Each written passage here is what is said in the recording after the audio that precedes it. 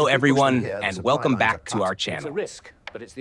In today's video, we're going to revisit one of the greatest turning points in human history, the final dramatic years of World War II. This was the period when the course of the war changed completely as the Axis powers steadily lost the initiative and the Allied forces began their decisive advance toward final victory. From 1943 onward, the war was no longer about Axis expansion. Instead, it became a full-scale counteroffensive by the Allies across multiple fronts. In Europe and the Pacific alike, millions of soldiers, thousands of warships, and vast air forces were committed to battles that would determine the fate of nations and reshape the world.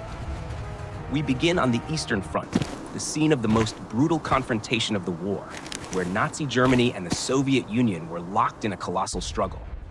After the historic Soviet victory at Stalingrad in early 1943, the balance of power shifted decisively in favor of the Red Army. This was not just a military defeat for Germany, but a devastating blow to its morale and long-term strategic strength. In a desperate attempt to regain the initiative, Germany launched a massive offensive near the city of Kursk in the summer of 1943. This battle would become known as the largest tank battle in history. Thanks to effective intelligence, the Soviets were aware of the German plan in advance. They constructed deep, layered defensive lines stretching for hundreds of kilometers. When the German attack came, it was gradually worn down, and the Red Army then launched a powerful counteroffensive. The Battle of Kursk shattered Germany's elite armored forces and permanently ended any hope of regaining the strategic initiative on the Eastern Front. From that moment on, the Soviet war machine advanced relentlessly. In January 1944, the Red Army finally broke the 900-day siege of Leningrad, one of the most horrific sieges in history. Millions had died from starvation, bombardment, and disease, yet the city endured. In the summer of 1944, the Soviets launched Operation Bagration, a massive offensive in Belarus. Within weeks, Germany's Army Group Center was virtually annihilated. This is widely regarded as one of the most catastrophic defeats suffered by the German army during the entire war. The Red Army surged westward, liberating Ukraine, the Baltic states, and Poland, and pushing deep into Eastern Europe.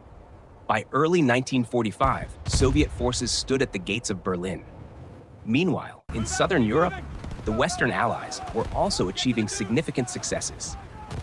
Following the Allied landings in North Africa during Operation Torch, British and American forces destroyed Axis resistance in the region. By May 1943, more than 250,000 German and Italian troops surrendered in Tunisia, bringing the North African campaign to an end. This victory opened the path into Europe through Italy. In July 1943, Allied forces landed on the island of Sicily. The invasion was swift and triggered a major political crisis in Rome. Benito Mussolini was deposed, and Italy's new government began secret negotiations with the Allies. Although Italy officially surrendered, German forces quickly occupied the country, turning the Italian peninsula into a long, bitter, and costly battlefield. The rugged mountainous terrain made every Allied advance slow and expensive. However, the Italian campaign served a vital strategic purpose. It forced Germany to commit and retain many elite divisions, weakening its defenses on other fronts. Now we turn to the vast Pacific Ocean, where the war between the United States and Japan unfolded across immense distances. After the decisive American victory at the Battle of Midway in 1942, the United States seized the initiative and implemented its island-hopping strategy. Rather than attacking every Japanese stronghold, American forces focused on capturing key strategic islands, isolating Japanese garrisons, and cutting their supply lines. Fierce battles followed at Guadalcanal, Saipan, Iwo Jima, and Okinawa. Japanese forces fought with extreme determination, often to the last man, resulting in enormous casualties on both sides. Nevertheless, step by step, American forces advanced closer to Japan itself. By 1944, the Philippines had been liberated, and long-range B-29 bombers began systematic air raids against Japanese cities. Back in Europe, the moment Joseph Stalin had long demanded finally arrived. On June 6, 1944, D-Day, the Allies launched the largest amphibious invasion in history on the beaches of Normandy. more than 150,000 soldiers crossed the English Channel under intense German fire. Despite heavy losses, especially on Omaha Beach, the Allies succeeded in establishing a secure foothold in France. After breaking out of Normandy, Allied forces advanced rapidly across France, liberating Paris in August 1944. Yet the war was not over.